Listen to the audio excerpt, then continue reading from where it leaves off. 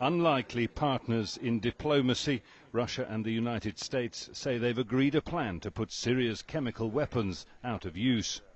John Kerry said that neither side was under any illusion, but he said the job can be done. The world will now expect the Assad regime to live up to its public commitments. And as I said at the outset of these negotiations, there can be no games, no room for avoidance, or anything less than full compliance by the Assad regime. And what if he doesn't comply? After meetings that went on for 3 days in Geneva, Sergei Lavrov seems to have achieved Russia's goal of watering down the US threat of force. In this approach agreed on, there is nothing said about the use of force or about any automatic sanctions.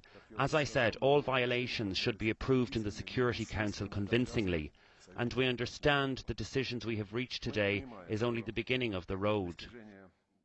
These are the key points of the US-Russian plan. Syria must submit a formal list of its chemical weapons stocks and locations within 1 week. International inspectors must be allowed to begin their work inside Syria by November. The goal is to have eliminated all of Syria's chemical weapons by the middle of 2014. Neither man could spell out exactly how to achieve such an ambitious objective, and in the midst of an active war zone. Details, they said, would follow.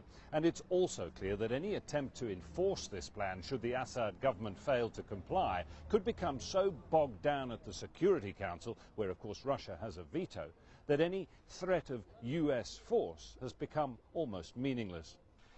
The deal in Geneva has not gone down well with Syria's opposition.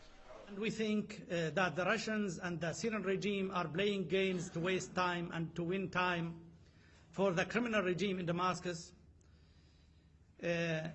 We think that our friends in the Western countries and in the United States know exactly the main goal of the Russian administration. They are trying to find a solution for the murderer regime in Damascus.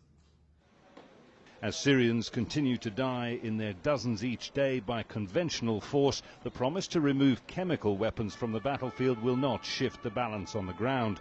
But a wider peace conference just might, and that's something now being discussed off the back of the negotiations in Geneva. Perhaps the greater achievement of these talks has been to bring Russia and the United States together on Syria after 2.5 years apart. Jonah Hull, Al Jazeera, Geneva.